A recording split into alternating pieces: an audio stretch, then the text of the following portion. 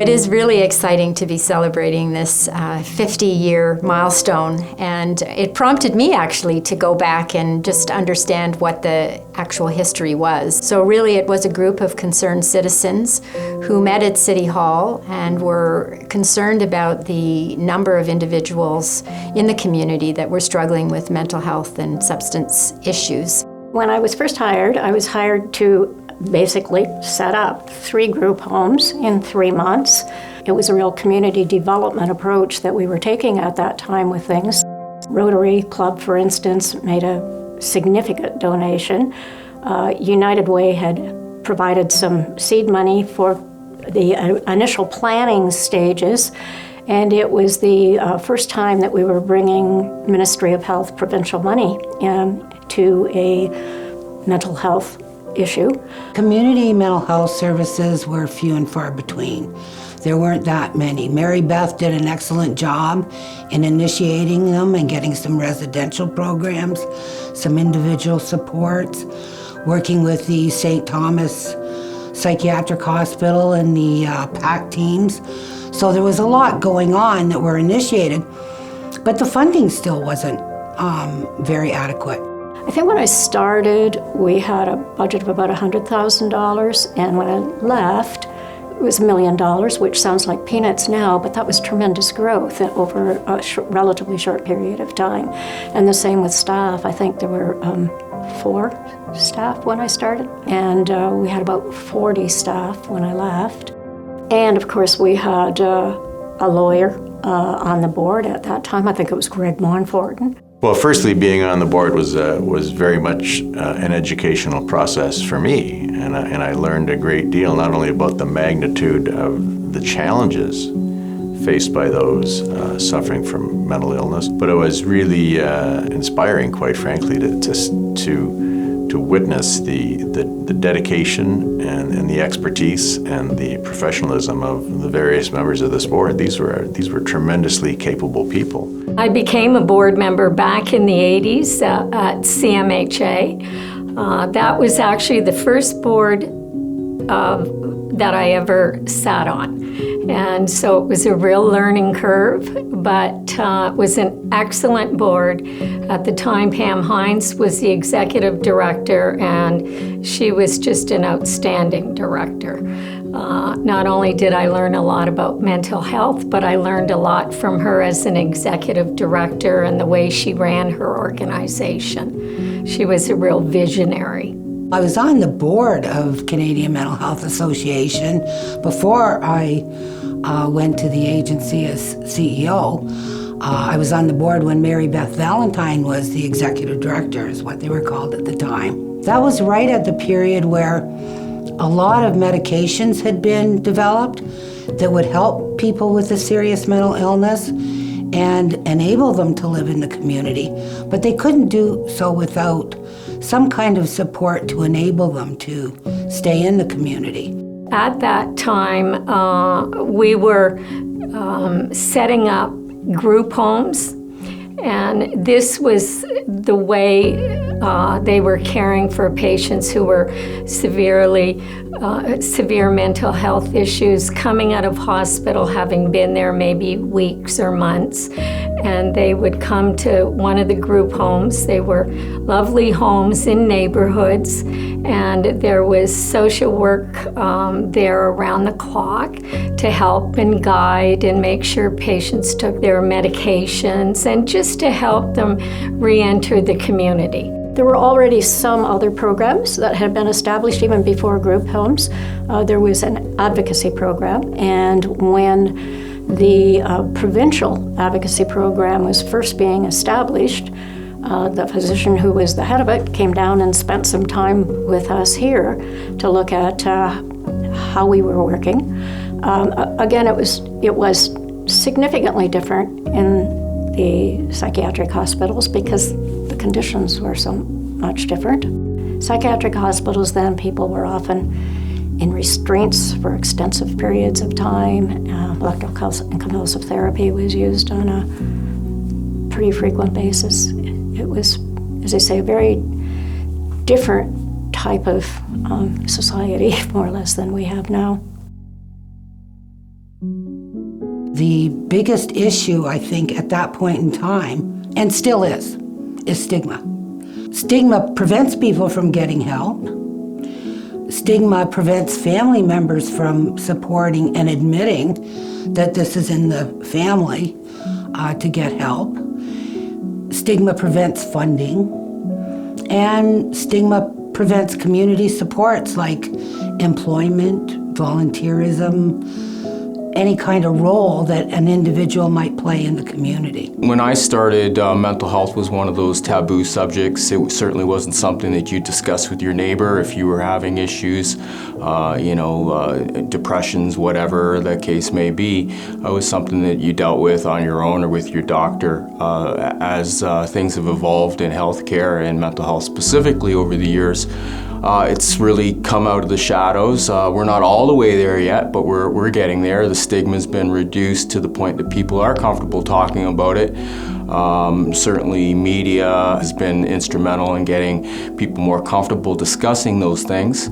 So I think that's the biggest change is that it's become much more mainstream and a healthcare issue as opposed to a mental health issue. You know, it was so much worse back in the 80s, and I think there was a lot less awareness of what mental illness really was, or at least could be. You know, I think it tended to be viewed back then as more of a sort of a moral failure, a character failure, and I know that the thinking across the board now is a lot more enlightened. The stigma was alive and well, and it wasn't something that you admitted because you were seen as something less or weaker. And I think that what we're trying to do is to really say you're actually a stronger person for being open and willing to share. And it also means that people can rally around you, and there are opportunities to walk the journey together.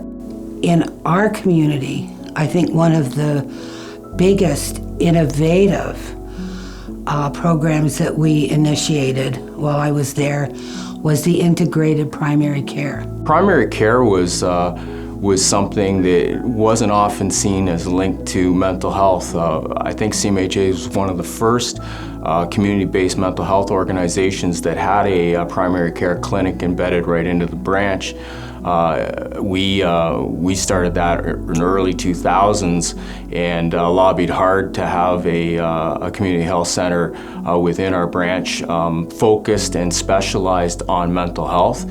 We were so fortunate to get a nurse practitioner. We started off with one nurse practitioner, Bonnie Mislick, and she took the risk in coming to CMHA to provide that service. And Dr. Tamison Dewey graciously agreed to provide the required support of a medical doctor to the nurse practitioner who was doing the work. We worked it out of basically a broom closet in a far corner of our admin wing, and then I think in 2006 we were able to build a proper health center, and it's grown from there. Back when I became chief, we had an employee assistance program that was quasi-run through CMHA, and it was very much I hate to say it, but it was a dark place where staff didn't want to go there. They said, if I have to go seek help, I'll seek help somewhere else. We worked together with CMHA, and we've grown a coalition between CMHA, employee assistance programs, all of the first responder agencies across Windsor-Essex. The coalition is so big, but we're providing that excellent care.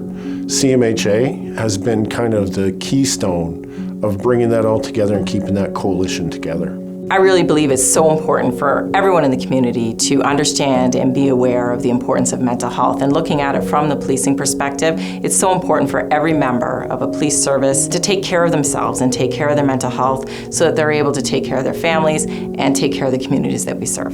It really does take a village, and it's been one of the great joys of my experience as a CEO is to have been able to meet some of these amazing people and to truly build partnerships. And of course, I would be remiss if I didn't highlight our collaborative partnership, our formal partnership with Hotel de Grace Healthcare. I remember talking to the CEO of the Lynn, and I said, well, Hotel Do is what we want to do is really make mental health one of our major focuses. And he said, yes. And I said, we can't do that without the community agencies, especially mental health. They are the lead out there, and they have so much expertise. Why don't we look at the two of us coming together, Hotel Do and CMHA? Other partnerships, the City of Windsor, the H4 collaboration in assisting, with COVID and everything that brought. The homeless population was really negatively affected, obviously, by COVID, as was the rest of the population, but they were the most vulnerable and really, at the mercy of all the services that were slowing down, shutting down, and H4 was really critical at keeping those services up and running for those folks. We have all tended, and at times CMHA as well, to work in our silos. We're well intended, but we have our heads down and we're doing the work that our respective organizations have been called to do. Whereas now I think it's really important that we work as coalitions and we bring our collective assets together because we can do more. One of the things that I've always admired about the organization is that its purpose is to help people achieve well-being, and well-being, to my thinking at least, is different than just curing people of a disease.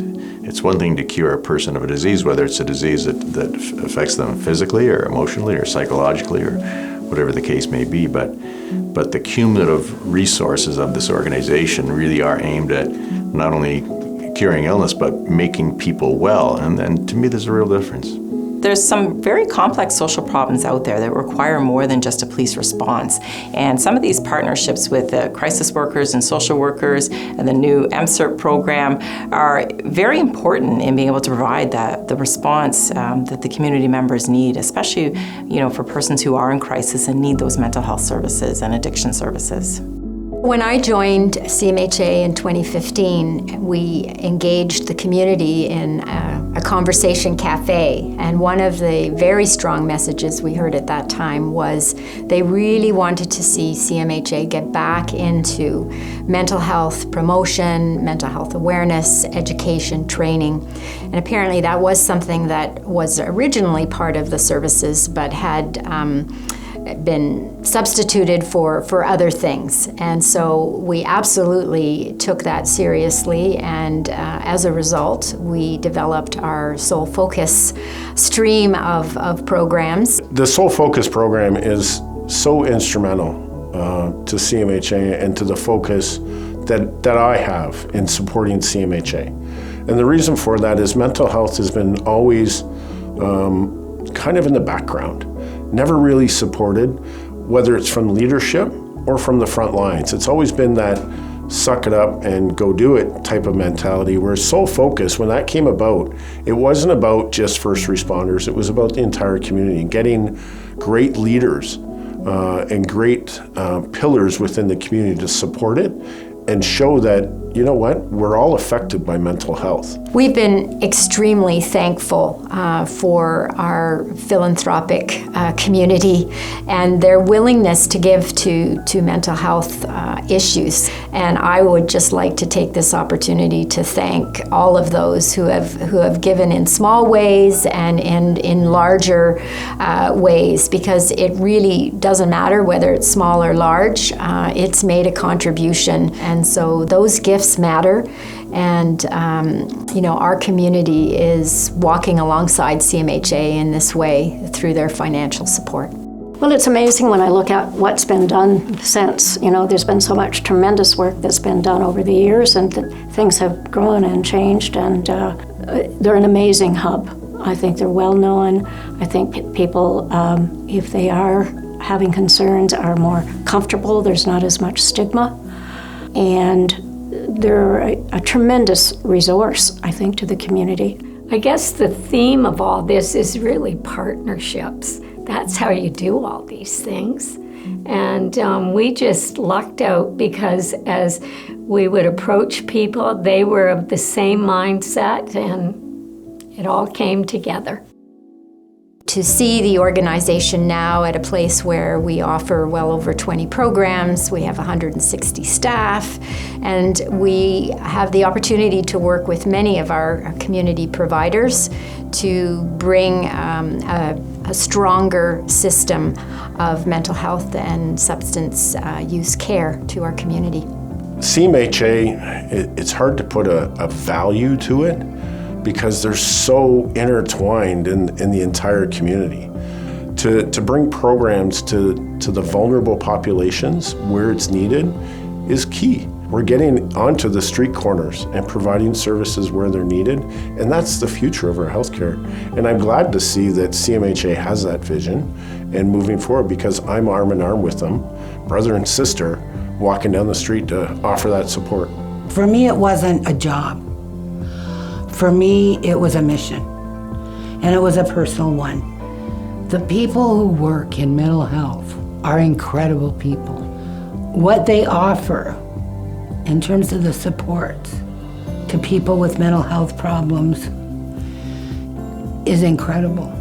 There was a quote I came across, and it was something to the effect of, if you change a life, you change the world, and CMHA has changed a lot of lives.